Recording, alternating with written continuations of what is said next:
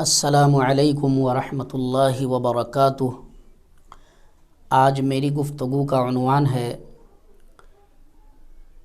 کہ زیر ناف اور بغل وغیرہ کے بالوں کو کتنے دن میں صاف کرنا چاہیے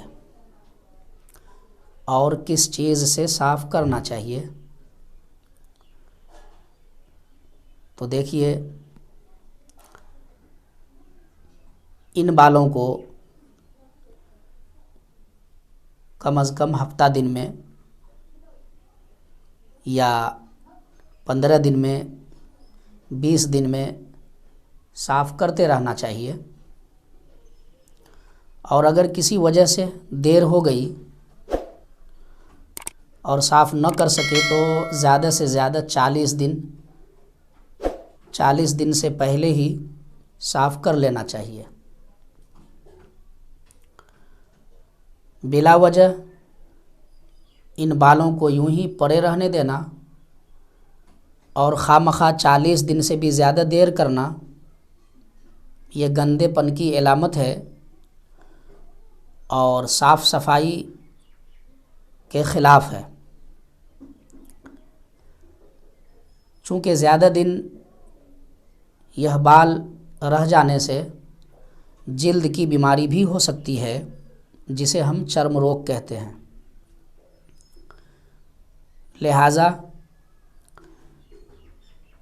ہفتہ دن 10 دن 20 دن میں صاف کر ہی لینا چاہیے۔ ہاں، کسی وجہ سے نہ کر سکے تو 40 دن سے پہلے تو کر ہی لینا چاہیے۔ لیکن اگر کوئی مجبوری ہے، پریشانی ہے کہ 40 دن سے بھی زیادہ ہو چکا اور صاف نہ کر سکے، تو مجبوری کی حالت میں ایسا کرنا جائز ہے، مکروہ بھی نہیں ہے۔ لیکن بلا مجبوری اتنی دیر نہیں کرنی چاہیے، بلکہ 40 دن سے پہلے بال کو صاف کر لینا ضروری ہے۔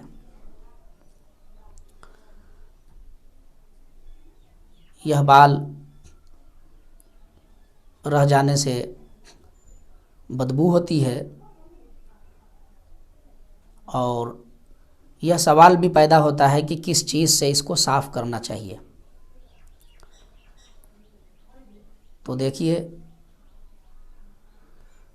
ان بالوں کو مرد کے لیے یہ ہے کہ وہ ریزر بلیڈ وغیرہ سے صاف کرے، اور خواتین کے لیے یہ ہے کہ وہ کریمز، پاؤڈر یا اور کوئی جو دوائیاں آتی ہوں تو اس سے صاف کرنا چاہیے۔ یہ ان کے لیے بہتر ہے، خواتین کے لیے، عورتوں کے لیے۔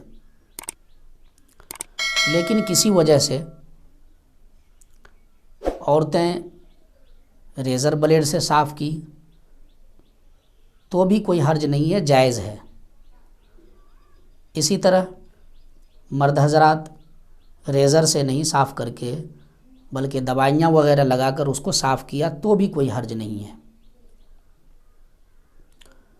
اور کب کرنا بہتر ہے؟ تو دیکھیے، جمعہ کے اہتمام میں جمعہ سے پہلے جمعرات ہی کو، اور اگر جمعرات کو نہ ہو سکے تو کم از کم جمعہ کی نماز سے پہلے صاف صفائی کر لیں تو یہ بہتر ہے۔ تو یہ چند بال کے احکام تھے۔ دوسری بات یہ لوگوں کے دل میں یہ سوال پیدا ہوتا ہے کہ کیا ان بالوں کو تراشنے کے بعد، ان بالوں کو صاف کرنے کے بعد آدمی پاک رہتا ہے یا ناپاک؟ تو ان بالوں کو کاٹنے کے بعد آدمی ناپاک نہیں ہوتا ہے، پاک ہی رہتا ہے۔ لیکن بہتر ہے کہ بال کاٹنے کے بعد غسل کر لے۔ لیکن اگر کسی وجہ سے غسل نہ کر سکا تو یوں ہی بالوں کو جھاڑ کر اچھی طرح پھر نماز پڑھ سکتے ہیں، قرآن شریف بھی پڑھ سکتے ہیں، کوئی بھی نیک عمل کر سکتے ہیں۔ بغیر غسل کیے بھی آدمی اس صورت میں پاک ہے۔ تو امید ہے کہ یہ بات ہمیں سمجھ میں آ چکی ہوگی۔ اللہ رب العزت سے دعا ہے کہ اللہ رب العزت ہمیں دین پہ عمل کرنے کی توفیق عطا فرمائے، آمین۔